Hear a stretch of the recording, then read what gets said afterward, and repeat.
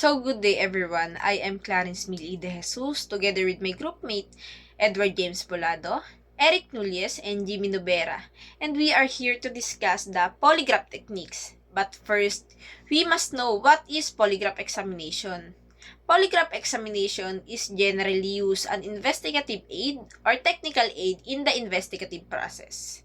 It is used to verify if the statement of the victims or complainant establish the credibility of the witnesses, evaluates the truthfulness of the suspect.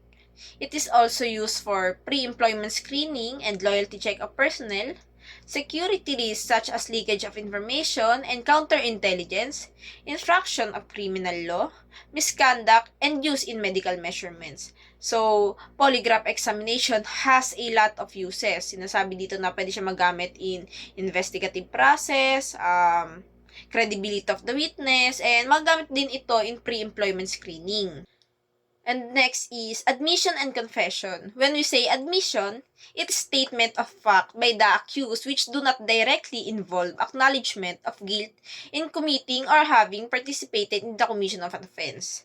While the confession, it is made by a person voluntarily, stating or acknowledging that he has committed or participated in the commission of crime.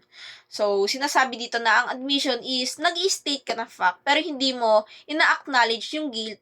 While the confession dito, mismo inaamin mo na ikaw yung nag-commit ng crime or ginawa mo talaga isang bagay. So, let's give us an example. Halimbawa, ako ang suspect. Sasabihin ko na, oo, kinuha ko yan, pero iniwan niya kasi dyan. So, it is a kind of admission. Nag-state siya ng fact, pero hindi niya directly inaamin na nag-commit siya ng crime or siya talaga yung may gawa. While the confession, inaamin niya mismo na, oo, ako ang may gawa niya. Ako ang kumuha niyan. So, that's the difference between admission and confession. So, next is the physiological phenomena as basis of detecting deception as per the Tripod Foundation. Meron tayong tatlo. First is the blood pressure and heartbeat frequency, breathing as means of detecting deception, and lastly is the electrodermal response. Blood pressure and heartbeat frequency.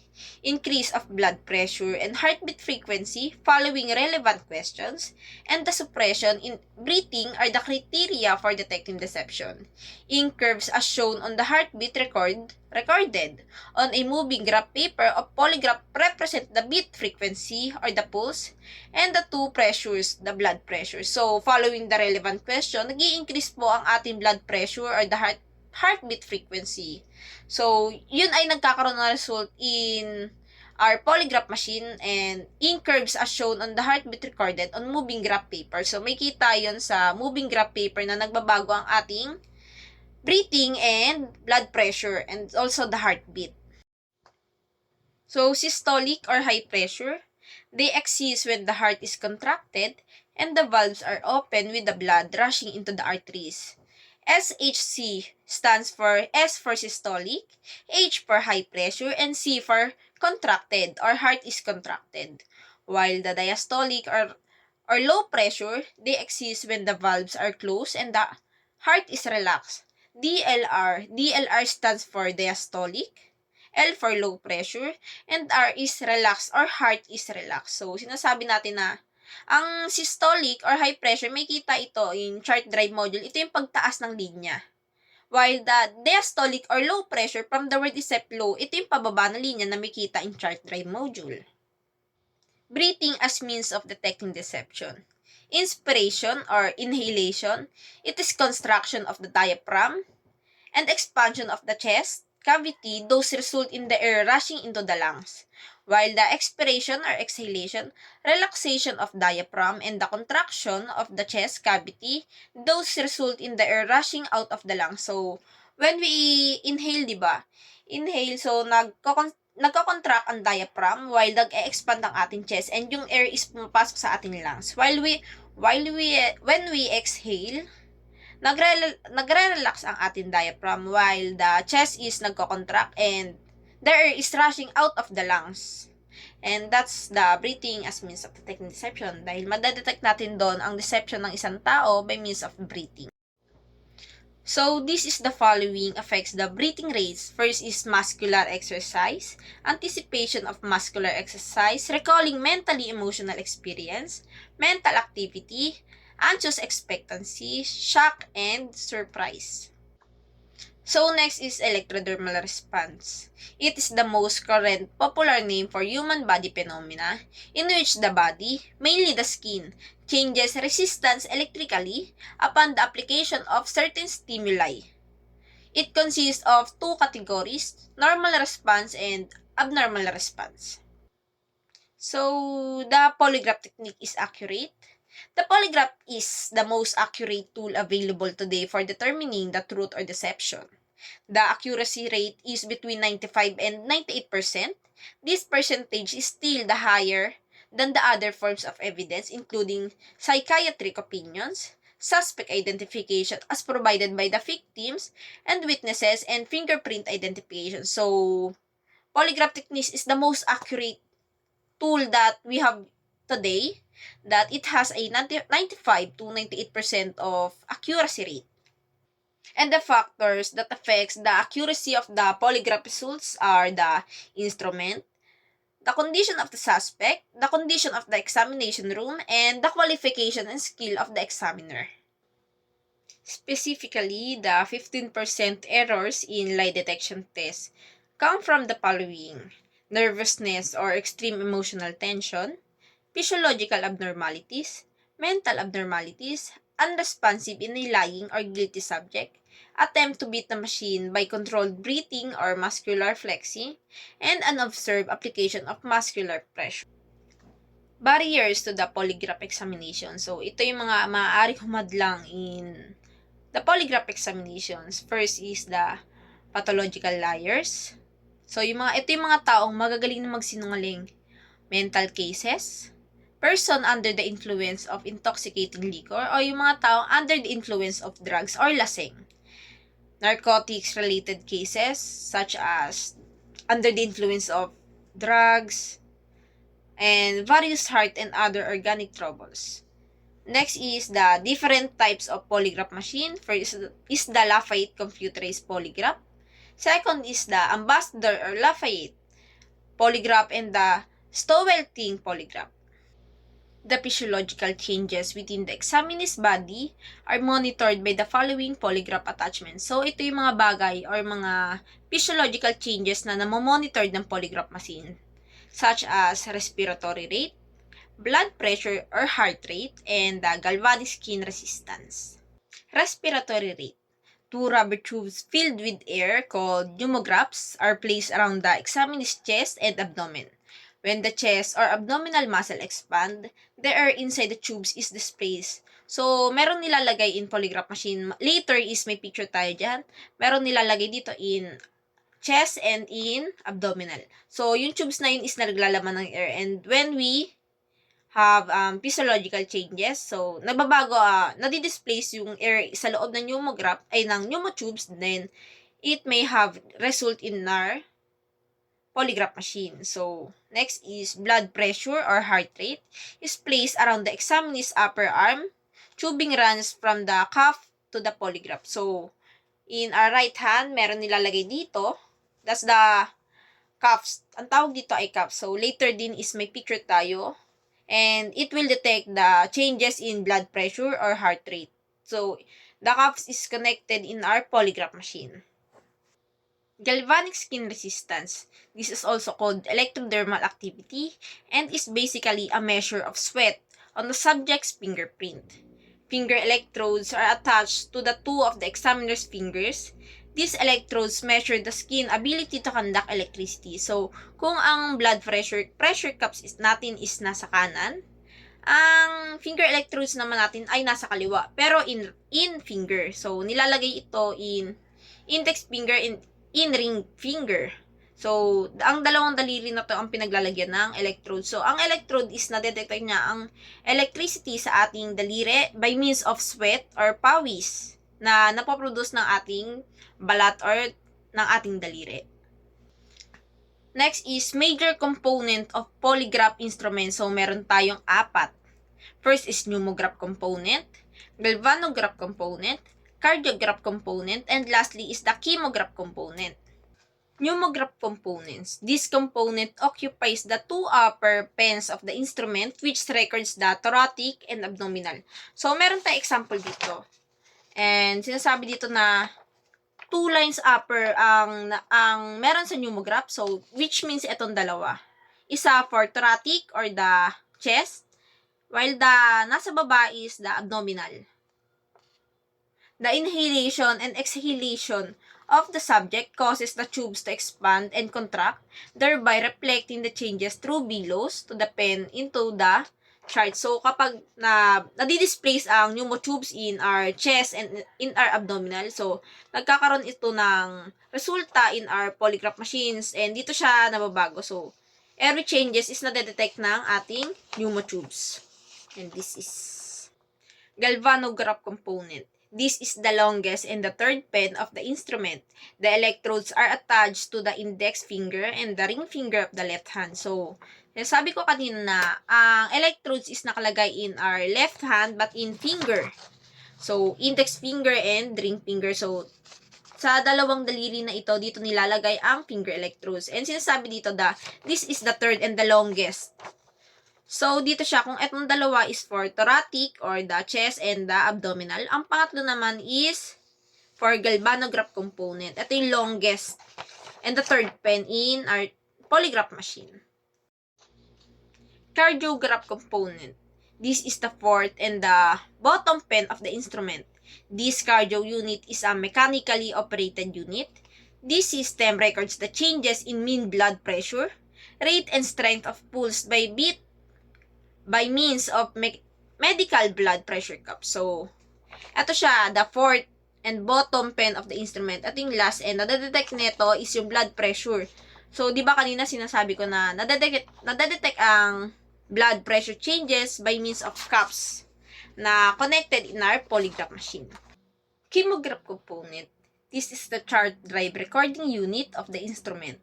It has a synchronized motor that drives the chart at the rate of 6 to 12 inches per minute.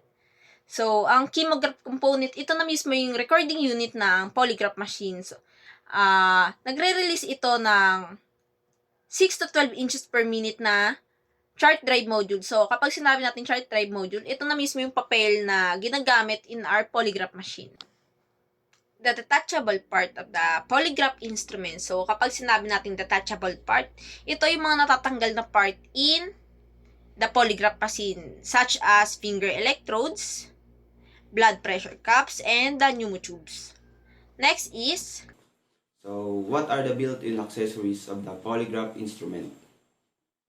Chemograph or chart driving mechanism, a chart roll arbor, idler roller, pen table paper, guides, sprocket roller, cutting bar up and on power switch, synchronous motor. So, how does a chemograph work? A chemograph consists of a revolving drum wrapped on a paper na kung saan ginuguhit nito ang isang stylus para i-record ang mga nasusukat na mga pangyayari katulad ng motion or pressure.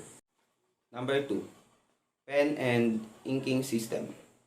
Capillary pen, inkwell plates, ink dropper, and catch bill. Number 3, pneumograph section. Rubber jellos, beaded chain, rubber flexible tubing, pneumograph tube connection, pneumograph connecting tube, pneumograph distributing ink, pneumograph pipeline, vent valve, and vent bottom tambour assembly. What are the necessary considerations for an effective polygraph testing? Number 1, the instrument. Polygraph examination uses the polygraph instruments as the device to use for recording the result. Hence, all its components and accessories must be operational and functional. The examiners should check the sensors, transducers attached to the body of the subject. First, pneumograph tube is fastened on the subject's chest and abdomen through the beaded chain. Blood pressure cuff, the same type used by physician, is fastened on the subject's upper right arm or biceps. Finger electrodes, fastened to the left index and ring fingers of the subject. Pen lifter. Rise or lower pen to 3 positions. Chart drive module. Wrappers chart paper at the rate of 6 to 12 inches per minute, also known as chemograph. Paper tear bar. Provides cutting edge for removal of charts. Mechanical pneumo module. Recording parts of mechanical pneumo channel. Galvanic skin reflex or GSR module. Recording parts of GSR channel. Mechanic cardio module. Recording part of mechanical cardio channel. Chart drive roller lever. Lifts chart drive roller for paper change and chart removal. Sphygmomanometer dial reads operating pressure of cards channel. Pneumo 1. Pneumatic connection for upper thoracic pneumograph. Pneumo 2. Pneumatic connection for lower abdominal pneumograph. Cuff connection for cardio channel subject cuff tubing. Pump connection for hand pump using to inflate subject cuff. Centering control. Position pen on chart. Rotating clockwise. Raise the pen while counterclockwise rotation lower it. Operates similarly on all channels. Sensitivity control. Determines the tracing size, amplitude. Rotating clockwise, increase size while counterclockwise. Rotation decrease size. GSR mode switch. Select the operating mode for GSR. Channel manual or automatic. GSR input connector. Accept plug from GSR subject attach cord. Cardio lock lever. Immobilize mechanical cardio mechanism when not in use. Vent. Perform venting function on pneumatic system. Number 2. The examiner. Basis to all that has been said with regard to the utilization and accuracy of the polygraph technique is the matter of the examiner qualification and skill. As an examiner must be an intelligent person with reasonable good educational background, preferably college degree. He should have an intense interest in the work itself. No amount of training or experience will overcome lack of this necessary qualification. Number 3. The subject. Generally, there are 3 types of subject for polygraph testing. Number 1, suspect. Number 2, the victim of the complainant. And number 3, the witness. Specifically, the following can be subjected for polygraph testing. First, subject whose guilt is definite of or reasonable certain, emotional offender, person who commit crimes in the heat of passion, person whose offense are accidentally in nature, non-emotional offender, person who commit crimes for financial gain, subject whose guilt is doubtful or uncertain. A subject for the polygraph testing must be in a good physical and mental condition before he may be submitted for examination. On the other hand, there are group of subjects who cannot be recommended to undergo polygraph testing such as the following. Number 1, person who have extreme nervousness. Number 2, person who have psychological abnormalities such as high blood pressure, hypertension, heart disease, respiratory disorder, toothache, severe headache, and practically any painful ailments. Number 3, person with mental abnormalities. Number 4, unresponsive person such as those who suffer mental fatigue or under the influence of drugs or alcohol. Number 5, pregnant woman. Number 6, person below 18 years of age. Polygraph examination is importantly considered for effective polygraph testing. The condition of the room must be as follows. Number 1, conduct private room at hindi maingay. Number 2, dapat walang distraction at walang police officer na paikot-ikot or tao inside the examination room. Number 3, a room without any window at all. Number 4, dapat walang window, we avoid distraction. Number 5, a room dapat free for the noise, kaya pinagbabawal ang madaming tao inside the examination room. Number 6, adequate ventilation. Hindi mainit, hindi malamig. Dapat yung sakto lang at comfortable yung room. If practicable, the examination room should be equipped. Dapat naririnig kung ano yung pinag-uusapan, anong uri ng question yung mga tinatanong sa kanya. We permanent person to observe. Since the subject must be conducted under condition of privacy, the subject, the police custody can be watched hanggang ini-interview siya, pinapanood siya ng police officer na kung ano yung mga sasabihin niya, pinapanood niya ito. The important reminder for examiner, following must consider. Number 1, do not wait. Number 2, huwag ka masyadong maraming tanong or maraming sinasabi tungkol sa kanya. Yung number 3, do not fail. Aralin mo muna yung kaso bago ka mag-conduct ng questioning.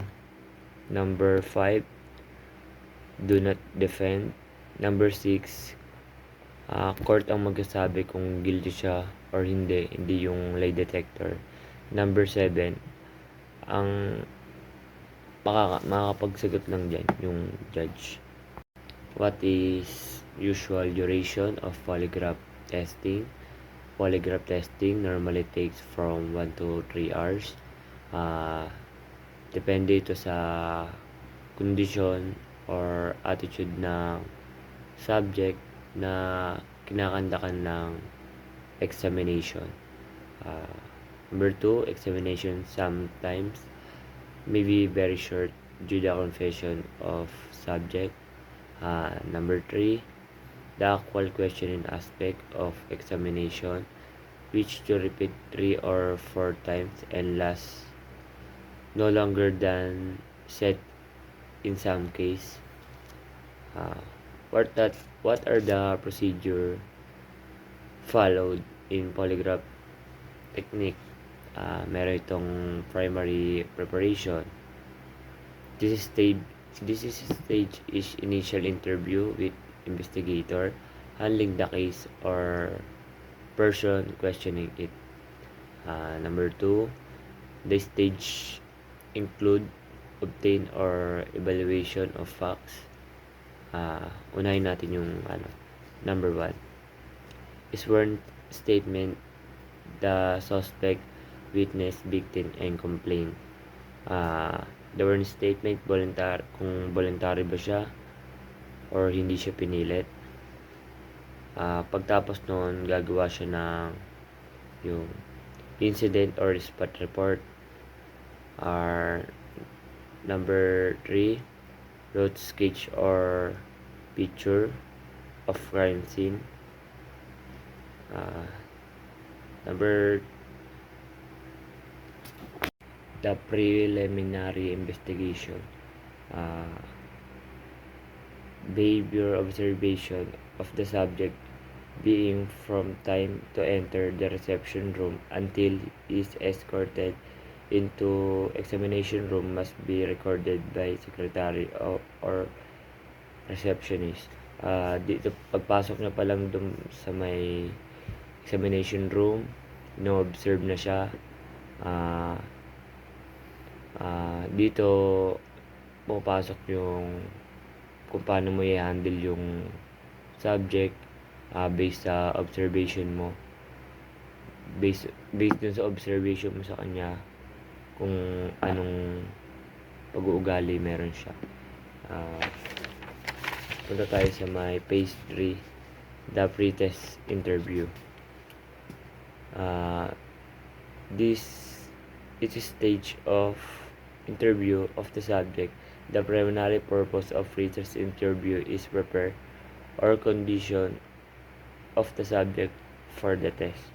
Number 1, una sasabihin mo sa kanya yung mga constitutional rights niya. Pangalawa, sabihin mo sa kanya kung voluntary siya or mag-conduct ng polygraph examination. Number 3, sa pamamagitan ng pagpirma ng statement of consent, determine or evaluation. The following is details outline of pre-test interview which is been found to be effective. We assume that the subject has already been advised of facts that he to be given in lie detector test.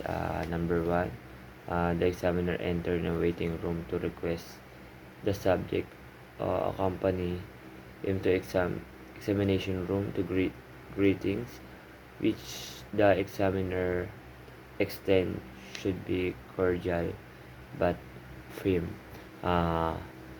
Bago kayo magsimula, mag-greetings ka muna, mag-greetings ka muna sa kanya at mag-thank you dahil nandito siya or pumayag siya sa examination. Number 2, upon entering the examination room, the subject should be requested to sit down. Bago pumasok sa examination room, nakapasok na kayo, mag-request ka sa kanya na umupo muna. Number 3, then fill up the necessary data as to interrogation log. Number 4, afterward, inquired from the subject within the lie detector test before. Tatanungin mo siya kung first time niya ba to or nasalang na ba siya sa lie detector.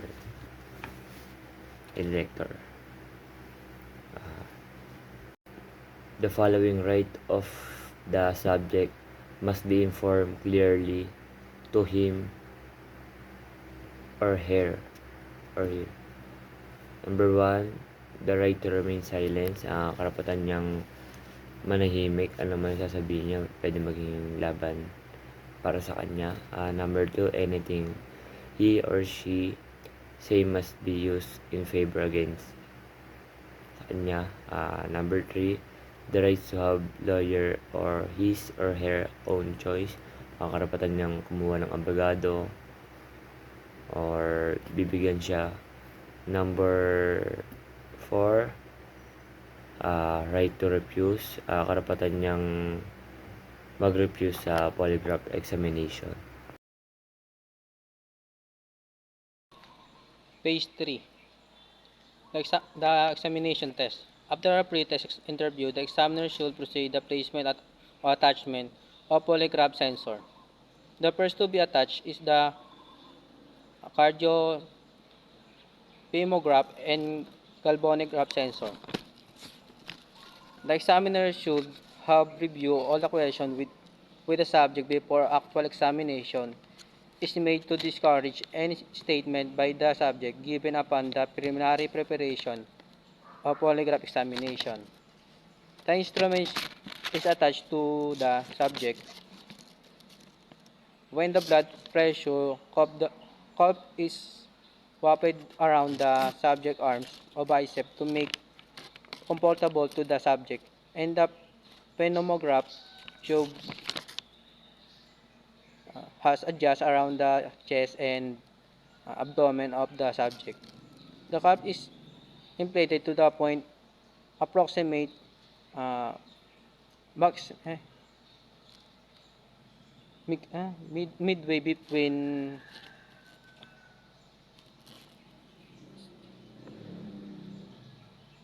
station and diastolic blood pressure to put output of action of the heart. The the sense the synchronous motion carry the pan upon blood pressure pulse. There was a recording to the motion. The motor is being tired that the paper moves along at the rate 6 to 12 in 6 to 12 in per minute. Then 10 to 15 minutes after the instrument set the motion, the blood pressure was conducting an polygraph examination. The examiner asked the subject that that's questionable that yes or no question. And by brief and actual to the point of question, they approximate 5 to 10 seconds after the first question, and after follow question as the interval of 15 to 12 seconds. Note: any question may be written in advance test during the materials between the asking question.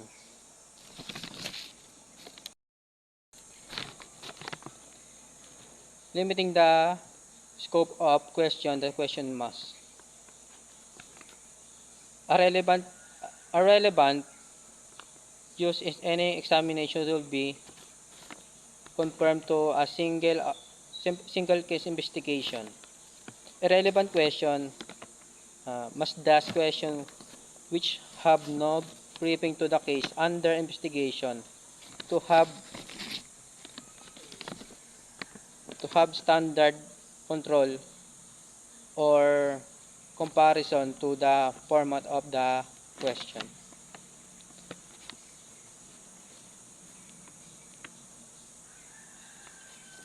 Control question, that question irrelevant to the matter investigation,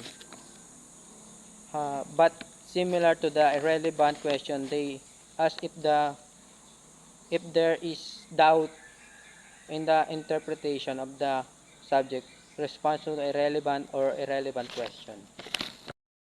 The stimulus test. The examiner they inspect the chart and ask the subject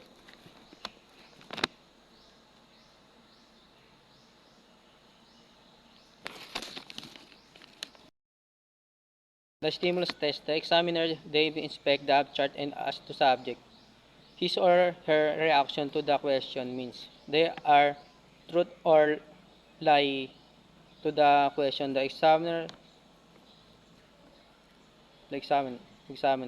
improve test validity of a question to have further clarified in the question, and will they continue to the test and obtain two or more chart in the same way to have similarity in the answer of the subject.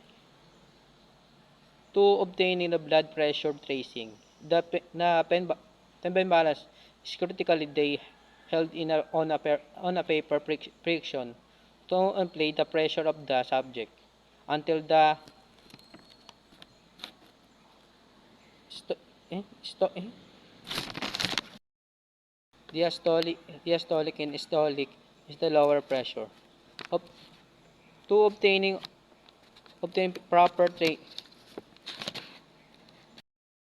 systolic and diastolic in the lower pressure. Obtaining proper tracing of the femograph, the femograph, the, the femograph has observed the subject from point of the maximum chest motion of the tube to lose will result of the diastolic pattern of the subject. Galvanograph, the obtaining the proper tracing of galvanograph. The galvano tracing is is an instrument turn on or off switch. When galvo pen fills to the bottom of the charge, it's is ready for operation is to 18 seconds when the switch is on position. Pinning the electrodes to the subject. The position of the hands of the subject or finger for the convenience was adjusted to the sensitivity of the hands or finger to determine the generate electrical motion of the blood for polygraph examination. Technical production of tracing. For cardio tracing, the assembling line is for pulse fade of the expansion of the alternal wall, but the descending line has the pressure of with bladder through forcing air through the tube into the camber and diastolic motion is caused by the minor secondary pulse wave. For pemotracing, ascending line is the inhalation of the air capacity in the pemograph tube is inhaled through moving below position to produce clockwise or upward store of the pen. But the descending lines cause exhalation through to receiving the air thus it's literally counterclockwise of the pen. Uh, for the galvo tracing, ascending lines is caused by that they decrease or decreasing the of the resistance of the subject, which pro the pro to erase out to reach out balance of the electric flows. But the descending lines they have physical caused by the subject resistance toward to the original causing react to the uh, counterclockwise of the pen and a mechanical cause attached to the uh, previous motion of pen.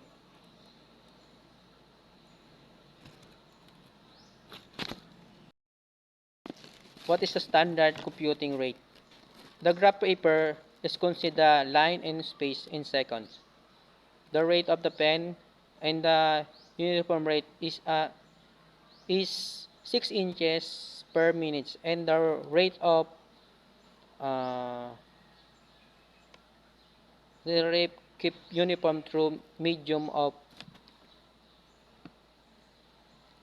green size motor in from one heavy vertical lines per 5 seconds and also 1.5 inch count the best inside any 5 seconds scale multiply by 12.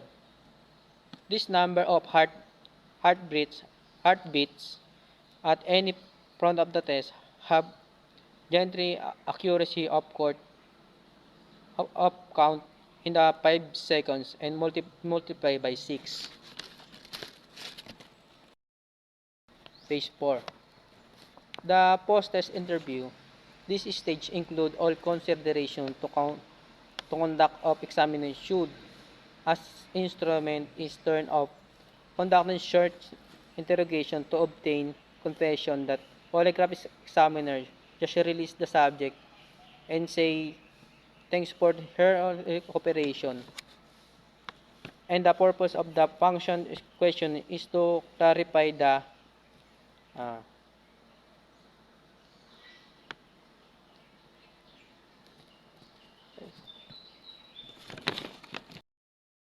the findings, to learn any other reason for the subject to respond to the irrelevant question and other knowing of the crime. Obtain additional information and an admission for the enforcement purpose in the result suggests decision. deception. And this concludes our video presentation. I hope you find it informative. Again, we are Group 2. I am Clarence De Jesus, together with my group mates, Jimmy Nobera, Eric Nulles, and Edward James Bolado. And that's all. Thank you for watching.